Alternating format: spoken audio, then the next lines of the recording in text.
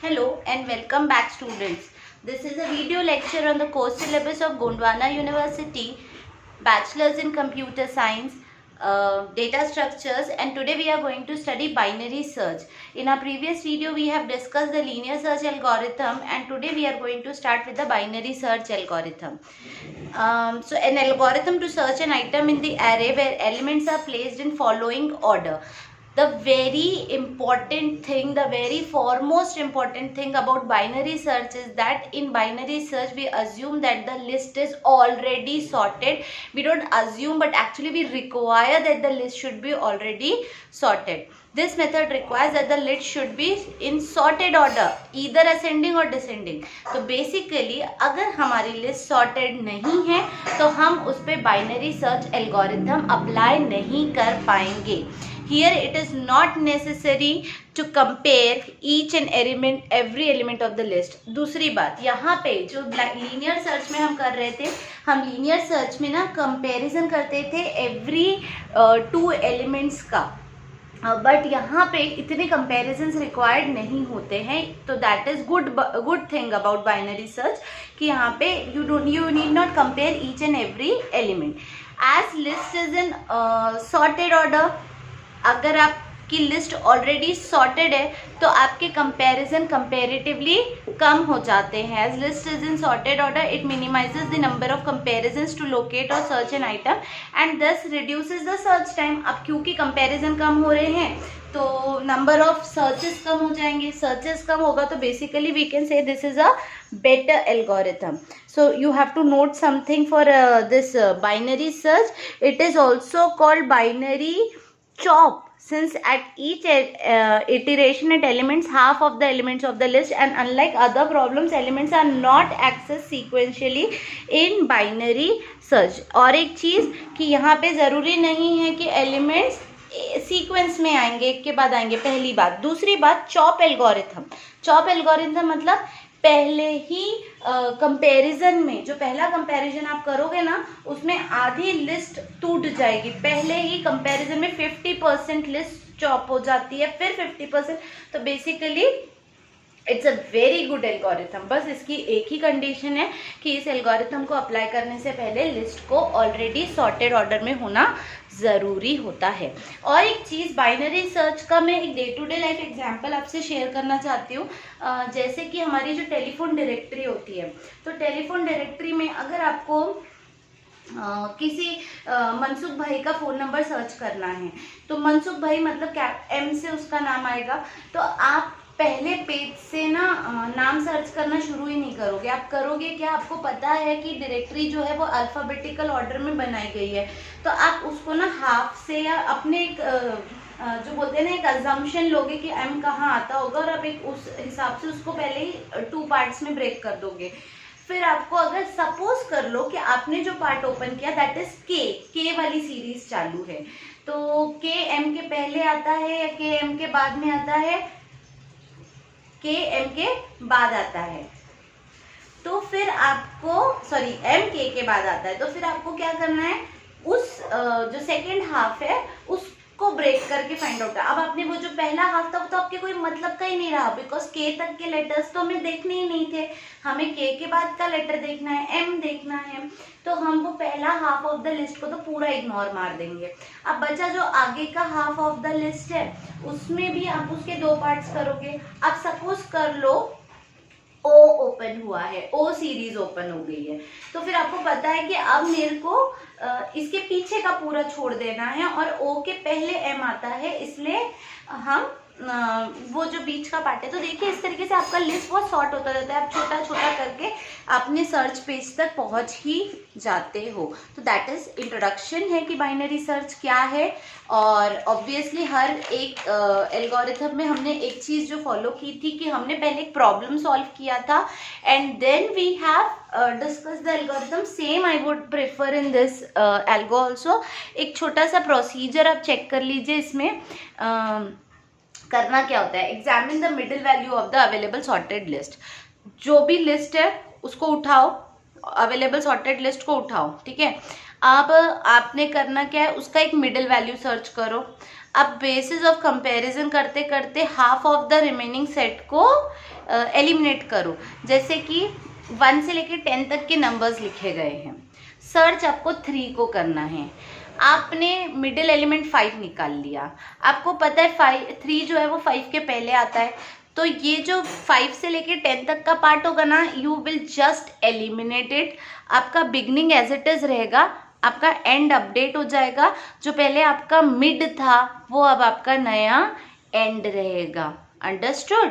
अब ये दोनों के बीच में फिर से हाफ, पहले मिड वैल्यू कैलकुलेट करो। मिड वैल्यू हर बार निकालनी है और मिड वैल्यू के ही बेसिस पे हम पता करेंगे कि हम जिस एलिमेंट को सर्च कर रहे हैं वो इस साइड आ रहा है मिड वैल्यू के या इस साइड आ रहा है। अगर वो मिड वैल्यू के पहले आ रहा है तो एंड अपडेट होगा, एंड छोटा हो जाएगा या एंड नया बनेगा, बिगनिंग एज इट इज रहेगा। और अगर जो वैल्यू हम सर्च कर रहे हैं वो मिड वैल्यू के बाद है तो आपकी बिगनिंग अपडेट होगी। आपको ये वाला पार्ट से कोई लेना देना नहीं रहेगा। जो आपकी मिड है, mid plus 1 will be your new beginning. It's a very nice algorithm, easy to understand. Divide the list into 2 parts. Either an element is in the first half या second half. मिडिल वैल्यू के first half में होगा या second half में होगा, कहीं ना कहीं तो होगा। और जहां भी होगा उसको फर्दर हाफ में ब्रेक करते जाना है and so on up till whatever you are searching आपको नहीं मिल जाता। Understood. So I have written the algorithm but I will start with the example first, क्योंकि एग्जाम्पल से हम बेटर अंडरस्टैंड करते हैं प्रॉब्लम्स को।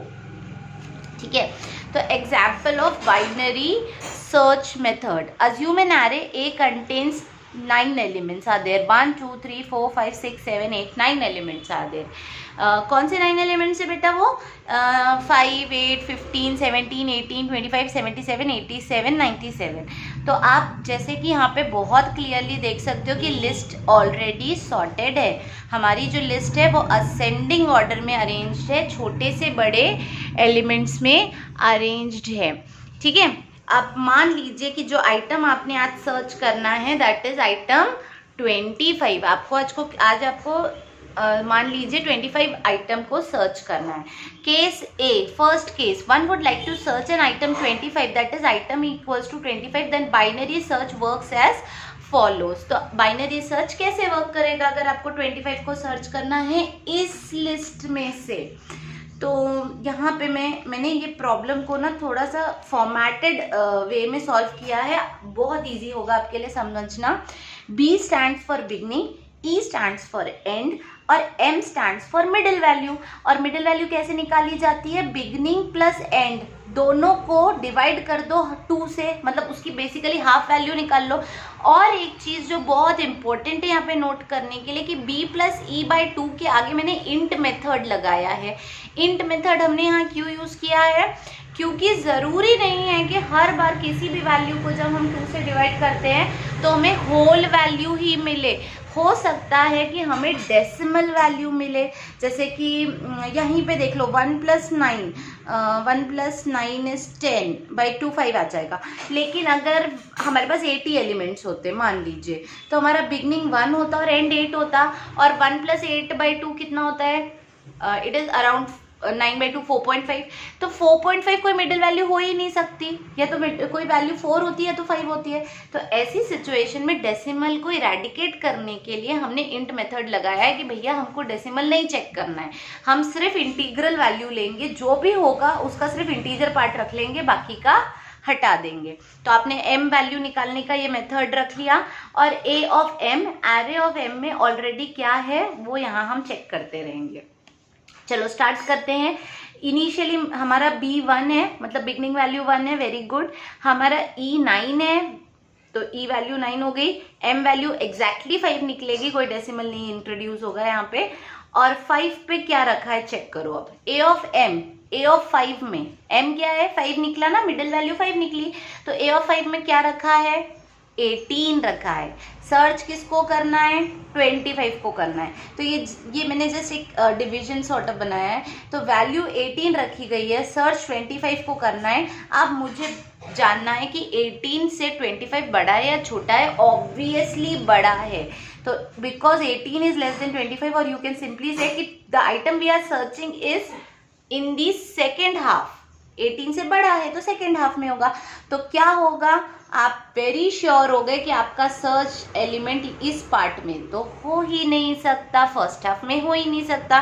तो नेक्स्ट स्टेप में आपने देखना है कि मैंने बिगनिंग को अपडेट कर दिया है, मेरा बिगनिंग अब 1 नहीं रहा, मैं यहाँ पे सर्च करूँ ही क्यों, जब मुझे पता चल गया कि मिडिल वैल्यू के बाद है आइटम। तो अब जो मिडिल था, middle plus 1 will be my new beginning. ठीक है, कैसे निकाला है ये हमने, मिडिल वैल्यू थी 5, उसमें एक स्टेप और बढ़ा दिया।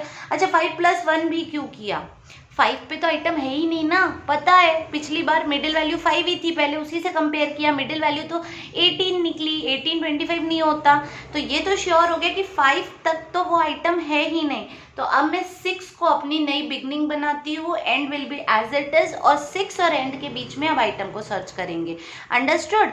तो 6 is my new beginning, 9 is my and, और अब इस हिसाब से 6 + 9 इट इज 10, 15/2, तो it comes out to be 27 point something, point वाला पार्ट लेना नहीं है। तो 7 is your new middle value. ठीक है, तो 7 हमारी न्यू मिडिल वैल्यू है। अब 7th पोजीशन पे कौन सा आइटम रखा है चेक करें, 7th पोजीशन पे रखा है 77। अब 7 A ऑफ 7 में रखा है 77, और 77 जो होता है वो 25 से बड़ा होता है। तो वेरी क्लियर हो गया है कि सेकेंड हाफ में आइटम नहीं होगा, फर्स्ट हाफ में आइटम होगा। तो ये वाला पार्ट भी कैंसिल हो गया, ये वाला पार्ट भी कैंसिल हो गया। समझ गया कि 6 और 7 के बीच में ही कहीं 25 मिलेगा। तो अगली स्टेप में एंड अपडेट होगा, मुझे आगे के तो एलिमेंट्स देखने ही नहीं है। अगर 77 से छोटा है 25 तो ये सारे एलिमेंट्स तो चेक करने ही नहीं है। तो अब हम बोलेंगे कि and -1 will be my new and. पहले जो एंड था उसमें से एक माइनस कर दो, वो बन गया मेरा न्यू एंडिंग। अब बताओ कि माइनस क्यों किया 1 को, इसलिए माइनस किया लॉजिकली, एंड पे तो आइटम चेक ही करा था ना अभी, मिडिल वैल्यू में तो आइटम था ही नहीं। तो middle value -1 will be my new ending. I am very sorry, and -1 is not my new ending. जो पहले मिड निकला ना इससे प्रीवियस स्टेप में, उस पे वैल्यू नहीं थी, उससे एक पहले चेक करो कि वहाँ पे न्यू एंडिंग बन गई है। तो बिगनिंग भी 6 है, एंडिंग भी 6 है, मिडिल वैल्यू भी 6 निकली इस बार, और 6th पोजीशन पे हमारा आइटम भी रखा हुआ है, found at m = 6। This is the process of which algorithm, binary search. Very important, हाँ, this topic goes long way in the field of data structures. Binary search हमेशा आप कितना भी डीप मतलब आगे पढ़ेंगे, आप जितना आप डीप में से पढ़ते जाएंगे तो binary search has its own importance. तो you must be very clear in this idea. अच्छा, इसके मैंने ना 2-3 केसेस लेके सॉल्व किया है, तो हम और एक केस देखते हैं, केस बी। अच्छा, केस बी में हम आइटम 17 को सर्च करने जा रहे हैं, और लिस्ट सेम है, सेम लिस्ट पे वर्क करेंगे हम। तो बिगनिंग 1 है, एंडिंग 9 है, मिडिल वैल्यू 5 निकलेगी। 5 पे वैल्यू 18 रखी हुई है, 17 18 से छोटा होता है। तो इस बार कौन अपडेट होगा, बिगनिंग एज इट इज रहेगा, एंड अपडेट होगा, मिडिल वैल्यू -1 हमारा न्यू एंडिंग होता है। अच्छा, बिगनिंग अपडेट होता है ना, तो मिडिल वैल्यू में +1 होता है, और एंडिंग अपडेट होता है तो मिडिल वैल्यू से -1 होता है। तो एंड अपडेट हुआ है, मिडिल जो पहले था उसके -1 करो तो नया मिडिल वैल्यू मिल गया आपको, नया एंडिंग मिल गया। अब 1 और 4 के बीच में ही आइटम होगा, तो मिडिल वैल्यू 2 निकली, 2 पोजीशन पे वैल्यू 8 रखी हुई है according to the list we were working on, और 8 जो होता है वो 17 से छोटा होता है। तो इस बार बिगनिंग अपडेट होगा, है ना। 8 जो है 17 से छोटा है, या जो आइटम हम सर्च कर रहे हैं वो 8 से बड़ा है, मिडिल वैल्यू से बड़ा है। तो मिडिल वैल्यू बन जाएगी, not middle value but middle value +1 बन जाएगी न्यू बिगनिंग। तो 3 बन गई बिगनिंग, 4 बन गई एंडिंग, मिडिल वैल्यू 3 निकली। 3rd पोजीशन पे वैल्यू 15 रखी हुई है। अब 15 जो है 17 से छोटा है, फिर से बिगनिंग ही अपडेट होगा, तो नया बिगनिंग बन जाएगा 4, एंडिंग भी 4। हाँ, एक ऐसा टाइम आता है जब बिगनिंग एंडिंग और मिडिल सेम होता है, तभी तो आप उस पर्टिकुलर पोजीशन पे पहुंचते हो। तो बिगनिंग भी 4 है, एंडिंग भी 4 है, और मिडिल भी 4 है, और आइटम भी उसी पोजीशन पे आपको मिल चुका है। That is 17 found at position m = 4। और एक केस है, दैट इज केस सी। अब एक हो सकता है कि आप one would like to search an item 26, then binary search work as follows.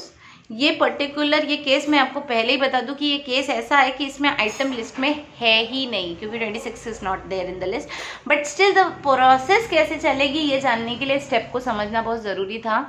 तो आप देख सकते हैं यहाँ पे 1 will be your beginning, 9 will be your ending. पूरी लिस्ट को कंसिडर करो। 5 मिडिल वैल्यू निकली, ठीक है, गुड। 5th पोजीशन पे वैल्यू 18 रखिए। 26 18 से बड़ा होता है, मतलब फर्स्ट हाफ को पूरा कट कर दो, चॉप आउट कर दो और बिगनिंग अपडेट कर दो। तो बिगनिंग बन गई मिडिल वैल्यू +1 यानी 6th बन गई बिगनिंग, 9 बन गई एंडिंग।